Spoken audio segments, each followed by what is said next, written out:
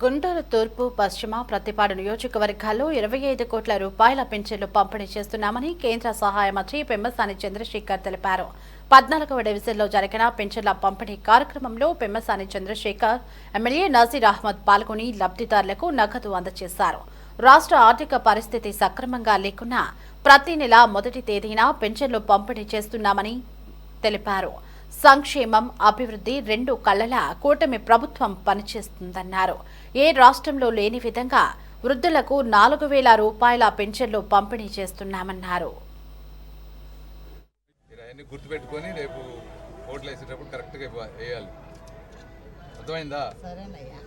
Okay sir, ఒకసారి నొక్కడం రాదు, లెక్క పెట్టడం. అంతమంది ఎట్లున్నారు? అంతమంది ఉన్నారా? మీకు ఎంతమంది పిల్లలు? పెద్దగా ఎక్కడ 6,000 రూపాయలు పెన్షన్ ఇచ్చే ప్రపంచం ఈ భారతదేశంలో ఏ రాష్ట్రం లేదు. తెలుసా మీకు? చంద్రబాబు ఇప్పుడు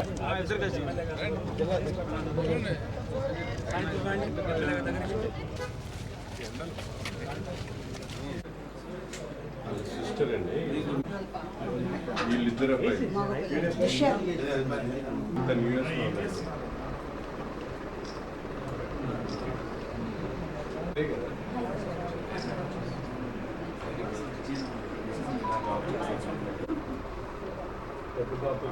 మీరు ఒక్కసారి గత ఆ ప్రభుత్వంలో చూసుకుంటే 1వ తారీఖు శాలరీలు ఇచ్చేటువంటి పరిస్థితి ఉండేది కాదు.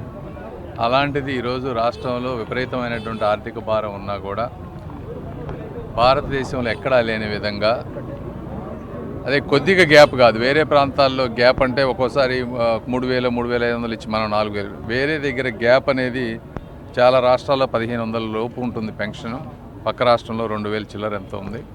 అంటే దాదాపు 100% డిఫరెన్స్ తోటి ఇస్తున్నటువంటి ఏకైక రాష్ట్రం. దివ్యాంగులకి ఆల్మోస్ట్ 6,000, పూర్తిగా బెడ్ రిడన్ అయితే 15,000 రూపాయలు. సో ఈ విధంగా అవసరమైన వాళ్ళందరికీ సంక్షేమిస్తూ ఉన్నారు. అదేవిధంగా ఒక 86 మందికి కొత్త పెన్షన్లు కూడా ఈ రోజున ఈ 1వ తారీఖున శాంక్షన్ అయినాయి. ఒక గుంటూరు ఈస్ట్ తీసుకుంటే 25,000, అంటే దాదాపు 10 కోట్ల రూపాయలు, 11 కోట్ల దగ్గరగా. గుంటూరు వెస్ట్లో 20,000, అంటే దాదాపు 9 కోట్లు. ప్రతిపాడు రూరల్లో 11,000, దాదాపు 5 కోట్లు. మొత్తం 25 కోట్ల రూపాయల పెన్షన్ ఈరోజు ఈ 3 కాన్స్టిట్యున్సీలు ఇవ్వడం జరుగుతూ ఉంది. వాళ్ళందరూ ఆనందంగా ఉన్నారు. ఇంతకుముందు ఎక్కడైనా సరే పెన్షన్లు అర్హులు కాకుండా తీసుకున్న వాళ్ళు ఉంటే దయచేసి వాళ్ళు కూడా ఇలాంటి వాటిని సహకరిస్తే ఇంకా అర్హులు అయిన వాళ్ళందరికీ, కొత్త వాళ్ళకి, విడోస్ అయిన వాళ్ళకి కానీ ఇంకోళ్ళకి కానీ ఇవ్వడానికి మాకు ఆస్కారం ఉంటుంది. కాబట్టి వాళ్ళు కూడా సహకరించాలని కోరుకుంటా ఉన్నాం.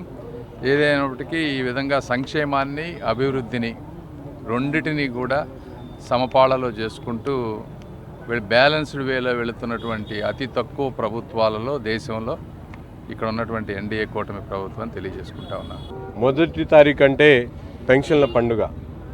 ఎందుకంటే ప్రతిరోజు కూడా అవ్వాతాతలు, వికలాంగులు, వితంతువులు, ఈరోజు ఎవరు కష్టపడి సంపాదించుకునేటువంటి పరిస్థితి లేనటువంటి ప్రతి ఒక్కరు కూడా ప్రభుత్వం ఎంతో ఆలోచనతో సామాజిక పెన్షన్ రూపంలో వాళ్ళకు అండగా నిలుస్తున్నటువంటి పరిస్థితులు. ముఖ్యంగా కూటమి ప్రభుత్వం గతంలో ఎప్పుడు లేనటువంటి విధంగా 3,000 ఉన్నటువంటి పెన్షన్ని 4,000 చేయడంతో పాటు వికలాంగులకు 6,000, అలాగే పూర్తిగా మంచానికే పరిమితమైనటువంటి వాళ్ళకి 15,000 ఇచ్చేటువంటి కార్యక్రమం.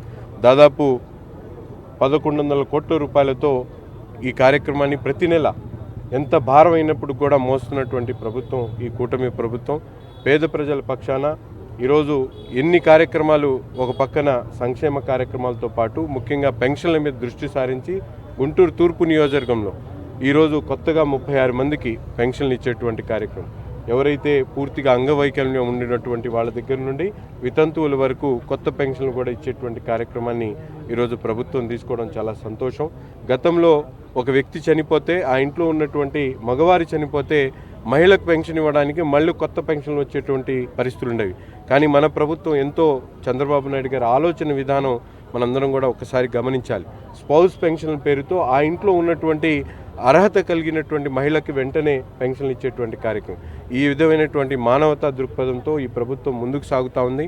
రాష్ట్రంలో ప్రతి ఒక్కరు కూడా సంతోషంగా, సుఖంగా ఉండాలనేటువంటి దృక్పథంతో ముందుకు సాగేటువంటి మంచి ప్రభుత్వాన్ని ఆశీర్వదించాలని చెప్పి కోరుతా ఉన్నాం.